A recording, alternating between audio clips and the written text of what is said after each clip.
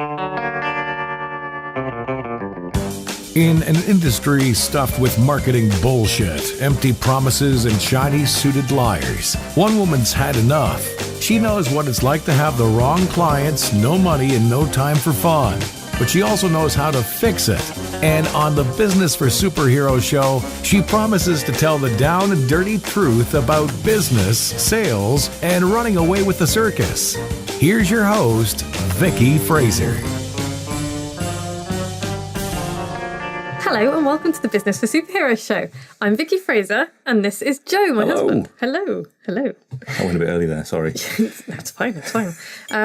What are we drinking this week, Joe? Misery tea. Misery tea, yay. Cheers.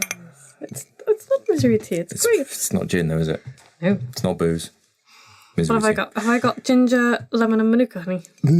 Well, it was called something like love on the sachet. Oh, okay. It might be rose and something. And mine was called something like charm. I don't think that's true. So, God knows. Okay, so... what have we been... What? Pond. Right. What have we been up to? We've got 4 new hens. We have got 4 new hens. We've got 4 new hens. They are called Mavis, Egwina, Peggy, and Yoko. And they are joining Granny Featherwax and Henny Penny. Because Granny Featherwax and Henny Penny, whilst they were amusing company, were not laying us any eggs. No, and 2 is not really a flock. And now we're getting shed loads of eggs again, which is awesome. And the girls are settling in very nicely and all their feathers are growing back. Which is good. They're ex-batteries, rescues. Yeah, they're rescues. And we have discovered that our 3 tiny sheep, Bronson is the biggest and he headbutts nobody. Koenig is the medium-sized sheep and he headbutts Picard. Picard is the smallest sheep and Picard headbutts the chickens, which is just not acceptable. It's not even, because when they're torpedoing around the place, because they just have no sense of spatial awareness, they kind of skittle chickens, but they don't do it on purpose.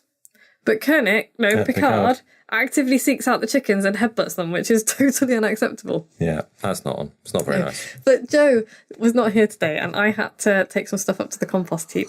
And the tiny sheeps love the compost heap, and so they all got in the compost heap with me while I was trying to, empty scraps into there. And it turned out that Koenig was up there, and Picard got in, shoved him out of the way. Koenig took offence to this, backed up in the compost heap. Bear in mind the compost heap's 3 feet off the ground and then there's a drop below it as well. Koenig backed up, took a run up and headbutted Picard so hard that he flew out of the compost heap. He looked like he'd been launched. And he landed perfectly on his feet. So I don't know whether he'd been maybe they've been practicing. Well, maybe it's a good trick. It was honestly, I had to sit down. I was laughing so much. And I was absolutely gutted that you were not there to see it. Would have been a good dingle video. It would have. Oh man, I wish I had videoed it. They'll probably never do it again. So that's the latest news from the dingle and the tiny sheep. We will be bringing you videos if we can ever video them doing that kind of hilarious. Other news: the attic is almost finished. We're nearly ready to put the floor down. We've found a priest hole in the house. We found a hole. Another hole. We found a hole big enough to put a priest. Yes. I mean, that's pretty much the definition of a priest hole, isn't it? Yes. It was quite airy. Spidery. Yeah. So yeah, that's what we've been up to. But this week we are answering questions again. About we're carrying on where we left off a couple of weeks ago. What have we had on between then and now? Dom. Yeah. Dom. Dumbledore. Hi Dom. Hi Dom was on last week. So yeah, this week we are answering questions again. So Joe, would you like to be the questioner? Okay. So Charles asks, is there any point in trying to get traditionally published? Well, Charles, that's a very good question. And it really depends. It really depends on what you want. There are good points and bad points to traditional publishing. I am not an expert in traditional publishing because I've never worked in traditional publishing, but obviously I do know something about it because, I write books and I help people write books and I help people get published. So, the good... I think people think that if they get traditionally published, they're going to end up with a massive royalty check, a massive advance check. If you write your, have this giant number and write your book and then you'll get royalties as well. And unless you're J.K. Rowling or Stephen King, you're not going to get a giant royalty check. I think the average is something like $2,500, and that ain't going to buy you a yacht. That's not. Or even very much of anything at all, really. Yeah. So, if you become very well known, then yes, becoming traditionally published can be very cool. But if you've got massive book sales, then approach a publisher. Might be a way to go. Yeah. Or they might approach you. They might approach you. I'm sure Andy Weir got many approaches after he wrote The Martian and it was made into a film. He self-published The Martian. And there are other, the lines are becoming very blurred. I think people are talking about, traditional publishing. Are they changing? I think they're adapting incredibly slowly and they are going to sink if they don't sort their shit out. It's a bit like, it's been likened to people kind of moving the deck chairs around on the Titanic. So the other downside about traditionally publishing is that you lose all rights to your work. They own it. If the publisher decides to throw it in the 10p bin, then that's where it's going. Yeah. You don't get to do anything else with it. You don't get to rewrite it unless they want to do a second edition. You don't get to do that.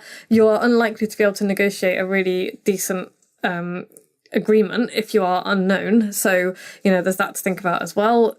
You can, there are plenty of ways to do it. If you wanted to self-publish and then sell the rights to foreign, to have it translated and stuff, you can do it like that. The flip side is that they will take care of the editing. Their editors are awesome. Traditional publishing editors are brilliant. They will take care of the cover. They'll take care of the typesetting, the printing, all of that stuff. You won't have to worry about it.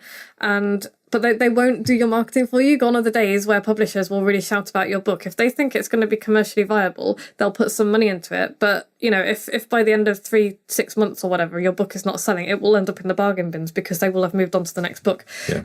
Do not ever think that that the author is the centre of the universe for the traditional publishing industry. It is not. Nor is the reader, by the way. All they think about really is retailers and how they can shift books. So is there any point in trying to get traditionally published? It really depends on what you're trying to achieve. If you are wanting to write a book to grow your business and to elevate yourself as, the expert in your field and to use the book for all sorts of cool stuff, I would say no.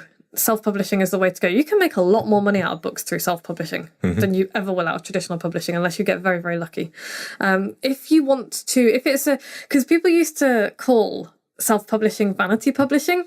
I'm going to print a book. I'm going to publish my own book. I think actually it's the other way around now. I would imagine that would be a phrase coined by a publisher. Yeah, it probably was. There's still people still turn their noses up, and if you're the type of person who's going to get bothered by traditional publishing being snooty with you, then yeah, you might want to try and get traditionally published. If you're not bothered and you're more interested in making a living and reaching as many people as possible, I would say go self-publishing. You have a lot more control over things. So, there's pluses and minuses to both, really. But for what I teach people and for the people that I work with, almost always self-publishing is the way to go. Okay. Yeah. Okay. So, is there any point in paying an editor? That's a very good question as well. And again, it depends on how confident you are in your own editing abilities. Yes, I think if you are not a confident writer and you are not like a writer for a living before you write the book, I would say, invest in an editor, because a good editor is worth their weight in gold. Because if you put it's about how to avoid looking like an amateur. If your book is thrown together and it really is a stream of consciousness and it's, you really run the risk of looking like an amateur, basically. It's also very difficult to edit your own work. You read what you intended to write rather than you see it differently, don't you? You don't necessarily. Yeah, you do, and that goes for proofreading for sure. It's really difficult to proofread your own work. It's equally as difficult to edit your own work because you can, like you say, you can kind of read it through and you know what you want to say. You know what the message that you want to put out there is, and you're right. Yeah, I feel like you're sitting behind me. Oh, sorry, I am a little bit. Yes. You know what message you want to put out there. You know what you want to get across, and so when you read it through to yourself, it all makes sense. But and I'm noticing, because my book is with my beta readers at the moment, they're reading bits of it, and they're like, oh, this doesn't flow very well from here to there, and that felt a bit jarring, and that's super useful. You know, even if all the editing you do is give it to beta readers, do that. If you've got the money to pay an editor, and you know, the fees range from anywhere from about £1,500 upwards, up to £5,000 or £6,000. You know, my fees start at about £5,000 for editing. If you can stretch to that, and you are seeing your book as a long-term investment and something that's going to make you money off the back end in the future, absolutely pay an editor. It will never be a waste of money. Paying an editor will never be a waste of money, basically. Short answer, yes. Yes. Pay an editor. Next question. How do you decide what to put in the book? Ooh, that's a good question as well. You need all kinds of things, don't you? You need to know why you're writing a book and who your audience is and all sorts of things. You do, yeah. We're going back to the big idea, really. So what's the big idea behind your book? Why are you writing this book? And there's two whys here. You know, why do you want to write the book as the author? What do you want to get out of it? What message do you want to get across? In what way do you want to change the world for somebody? And then you also want the why for the reader as well. What did they get out of it? What burning question are you answering? And it's probably best to start with them. So if you get a lot of questions from people all the time about a specific topic, then that's probably a good place to start. So, you know, for me, I get a lot of people being like, oh, you know, how would I even get started writing a book? Which is kind of why my course came about. And how do you find out what your potential audience wants? Well, I'm going to go with the radical suggestion of asking them. No, surely not. Hang on. Talking to them. Talking to them. Yeah, that's a little bit of a flippant answer. But, you know, I haven't really got a better one. Listen to people. What are they asking? Like I said before, what's the most common question you get from your customers, from your clients, from your potential clients? What's the most common question you see asked in forums, in Facebook groups, online? What is people's biggest, most painful, most burning problem, or what do they most want to know about what you do? So you might be listening to this and thinking, well, you know, I sell a luxury product. I don't solve a pain for people. But there is still going to be stuff that people want to know about. They're gonna want to know about your background. I could give you a really good example, actually. When we were down at Kevin and Vicky's, hi Kevin, hi Vicky. Hi guys. Vicky's son and his husband are in a folk duo called Nine Barrow. And so they're musicians. This is what they do. They play music. They make, you know, they play gigs. They make CDs. All the rest of it. And they've written a book. And this is the perfect example of a kind of a luxury. You know, a luxury item, I guess, something that's not really solving a pain point for somebody. And they're writing about their inspiration for their music. So they tend to write their songs when they're out walking the South Downs. And so they've written, is it called Nine Barrows Walks? I think so. Or something. Dorset, it's all based in Dorset anyway. And it's a series of guided walks. You know, they're taking you on the walks, and they explain when they're writing about the walking route, and, you know, they're setting the walking route out. They're explaining how that walk relates to the songs that they've written.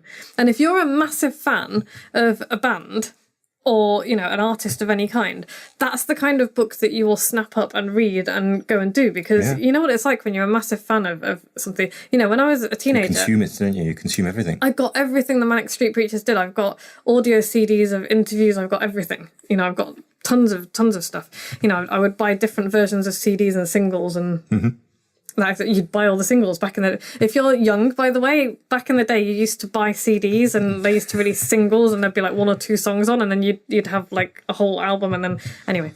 And if you go back even further, it was tape cassettes. But they're also, for the people who are really into it, they have they're releasing walking holidays, aren't they? They are doing walking holidays. So they will, you know, you can go and spend some time with them, and they'll walk you around the South Downs and show you all the beautiful things and sing a song. Music. Like, do little intimate gigs in the evenings and have chefs cook you dinner and all the rest of it. Sounds beautiful. Yeah. So if you're wondering, you know, what writing a book can do for you, or what you could do with it afterwards, then that's just one example. Is you know, they're writing this book, and then they've got a plan to, you know, extend the book into real life with these walking holidays, which is super cool. So, you know, you can find out what your potential audience wants by talking to them, and by, you know, because they will get asked all the time, oh, where do you come up with ideas for your songs and that kind of thing? Yeah. And their answer to that is to create this book. So there's many things that you can do. Okay, so Next question. So Terry asks, I get that I can self-publish an ebook through my website, but how do you actually get the thing printed? Good question. You find a printer. Again, a bit of a flippant answer. I work with a guy called Bill Goss from Elite Publishing Academy, and he does all my book printing. He is a specialist book printer. So I always recommend that you work with Bill because he's great. He does a really, really good job of my books, very high quality. He does hardbacks, he does softbacks. He does also, he can print inserts and all kinds of other things as well. Sorry, Bill, that was terrible. Bill, sorry guys. Bill's great. You can also do print on demand with Amazon, which used to be really low quality, but I think they've improved. Print on demand is a more expensive way to do it. If you work with somebody like Bill, you will buy a quantity. I usually buy a couple of 100 books at a time. And the more you buy, the lower the cost per book. So, it's up to you. If you haven't got the budget to buy a lump of books all in one go, you might want to go and print on demand, but you will find you're paying 3 or 4 times the amount per book. So sure, but you don't have to have a house full of books. You don't have to have a house full of books. That's the other thing, yeah. Although, and that runs into the next question that Terry asks, which was how do you get selling in places like Amazon?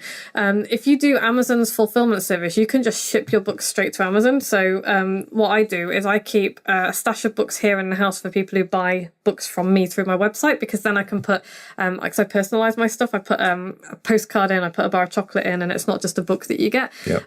If you buy them from Amazon, you just get the book. Obviously, they will fulfill it. I recommend you do both because you want to be selling as many books as possible and getting your books out there. And getting them selling on Amazon, by the way, I'll answer this question as well. It's actually very simple. When you go on Amazon's seller website, it looks really complicated, but if you just follow the instructions that they give you, it's not that difficult. So you have to open an Amazon seller account. I would recommend that you open an Amazon author account as well, because you can do all sorts of stuff with that I will talk about another day, and I talk about a little bit in the book. But yeah, getting it on Amazon is basically just listing it on there. You need an ISBN number, which Bill also sorts out, by the way. That's the other thing he does. He sorts out your ISBN number, which is the unique identifier for the book. Yeah. Because he buys them in bulk because he's a printer and publisher. He will also sort out your legal deposit copies, because when you have books printed, when you create a book, you have to deposit copies with the British Library and a couple of other different places. Okay. And he will sort all of that out for you as well. It's all included in his fee. And he also gets them obviously delivered to you. He will also provide a proof copy before you do the full print run. So you'll get a copy to look at and check through, and you can do final checks. And then you can, that's all included in his fees as well. I think CreateSpace, does CreateSpace print or not? I don't know. Anyway, but you can, there are places, there's lulu.com, there are online printers as well. I found the quality to be not good enough for me. I want my book to be indistinguishable from a traditionally published book, and I think that's really important. I think if you're going to go to all the trouble of writing a book, I think you want the quality. It used to be that self-published books genuinely weren't as good quality, but those days are gone now. There's really no excuse for producing a cheap ass book if you're self-publishing, and I think it's a mistake to do so. If you're trying to save a few quid on printing by doing it cheap, I really think that's a false economy, because if you look like an amateur, if your book looks amateur, people are going to assume you're an amateur as well. Yeah, if you're going for high-paying clients and you're putting yourself in a prestige, position, premier pricing and all that kind of stuff, you don't want the first thing they do when they pick up your book is to think, that's cheap. I mean, think about it like this. You might spend a couple of grand getting your book published and printed and getting a big pile of books delivered. And you might think, oh, that's a lot of money. It works out to, maybe £3 or £4 per book. To put it in somebody's hands to physically print, to send it to them. You might think that sounds like a lot of money, but when you look at it as an individual book, it's a really small amount of money. And if you then look at, okay, so what's that person going to buy after they've bought my book? So they'll, for example, for me, somebody might buy my book, then they might buy a couple of courses from me at, a few £100. And then they might join my superheroes. And if they're a member of the superheroes for, say, 3 years, which is about average for most people, then that's going to be £600. No, for 3 years, 100 quid a month. I'm just going to eyeball you here for a minute. 3,600, about £4,000 altogether. So that's what I said, 3,600 quid. Oh, I thought you said £500 or £600. I was like, what? Yes, we're in agreement. Okay, well done. Many money. Much. Yeah, so it's worth it. It is worth it. It's worth spending that money. You can buy in smaller quantities, but don't skimp. Don't put all of that work into writing a great book and then skimp at the end and cheapen it, because that would be a real shame. It really would be a real shame. Okay, how do I get an amazing cover? Ooh, good question again. So this is also about how not to look like an amateur, unless you are a designer or an artist or a graphic designer or an illustrator. Do not, under any circumstances, try and design your own book cover, because it will look crap. Just do it in Word. Don't do it. It's honestly, it's aside from like having, it's the first thing people will see. And if you don't know anything about designing book covers, it's going to be shit. I'm sorry, but it is. Don't do it. You don't have to spend a bazillion quid on a book designer if your budget is small. I'm always going to recommend Julia, because she's amazing. Julia. Hi, Julia. She does all of my book covers, and she specialises in book covers. She understands books. She understands publishing. She's been working with me since I did my first book 4 or 5 years ago now. And since then, I refer everybody to her. She's done other books as well, like loads of other books, and she does packages. She does the Kindle cover for you. She'll do the Audible icon thing. She'll do bookmark design. She'll do all of the like 3D images that you want to have all over your website. She does everything in a whole package. She does not come cheap, and nor should she, because she is amazing. I know other people who do much less involved book covers for a lot lower price that I can also recommend if your budget is really, really super tight. But whatever you decide to do, don't DIY it, because it will look DIY, it will look amateurish, and people will look at it and go, Okay. So don't be tempted to DIY. If you really, really are on a super tight budget, there are loads of people on places like Upwork that will knock something out that is halfway decent. Yeah. But yeah, just make sure it's somebody who knows what they're doing. If it's somebody who understands books and publishing, all the better, because you really need there are details that aren't obvious. Yeah, and there's aspects of book covers as well. This is your shop window. It's like the advert. It's the first thing that somebody's going to see. It has to be eye-catching. It has to fit with what your book's about, and it has to, there are not even conventions, but you need to make sure that your designer understands books and publishing and sales and direct response marketing, and there's a whole load of things that you want your book cover designer to understand. Okay, so then Dennis asks, tell me, if you will, please, writers and wannabes have been cobbling words for decades, generations, centuries, millennia. What can I do to spin these 26 letters into something that grabs readers by the eyeballs? What new spin can I offer that holds their attention? Hi, Dennis. Hi, Dennis. Dennis is lovely. So yeah, again, it's going back. I've kind of covered this in this podcast and in a previous one, but it comes back again to what's your take on your subject? What do you want to write about? What's your why? What do your audience want to hear from you? What big question are you answering for people? And then it's not about putting a new spin on it. It's not about trying to be totally unique, because there isn't really anything unique under the sun anymore. What people are interested in is your experience, your skills, your expertise, and that's what will make it different from everybody else's. You can go and Google facts on the internet any time of the day or night, and they'll just be like, facts, Wikipedia, blah blah blah.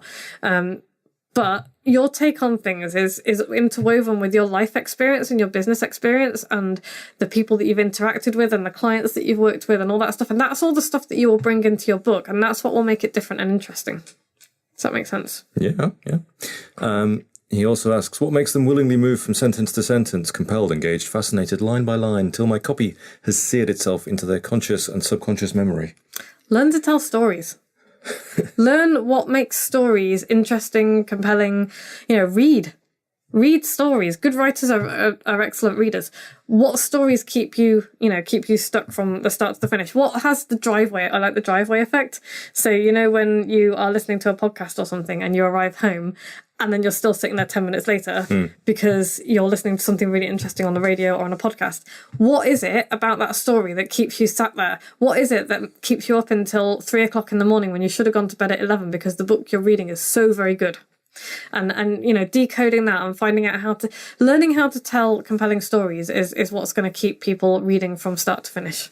And there's so much to say about that, which I can't say all of that now. So I think that's probably a really good place to stop this week, because there's more questions to come. So we'll be doing more Q&A sessions over the next few weeks. Okay. But we'll intersperse it with something else next week, I think. Cool. I think we might finally do the how do you choose your book title? How do you come up with a book title podcast? Crikey. With difficulty. With difficulty. Oh, God, it's taken me so long. My book has finally got a good book title, though. How the hell do you write a book? Uh-huh. Which is what people often say to me. How the hell do you write a book? So yeah, if you've listened to every episode of this podcast, you lunatic, email me with your postal address and I will send you a special little gift. Nice. Yeah. What else have we got going on? Bookaholics Anonymous. Join a book club. Go to vickyfraser.com/book club. It's free. This month we are reading the War of Art by Stephen Pressfield, which is brilliant. Okay. And if you like this podcast, please go and subscribe on iTunes. 5 stars. 5 stars. Please. And review us. Yeah. Recommend us. Share us with your friends. Yeah. And we'll be back same time next week. Cool. Yeah. Bye. Thanks very much, guys. Like what you've just heard? Tell your colleagues. Tell your friends. Send them to www.businessforsuperheroes.com/podcast.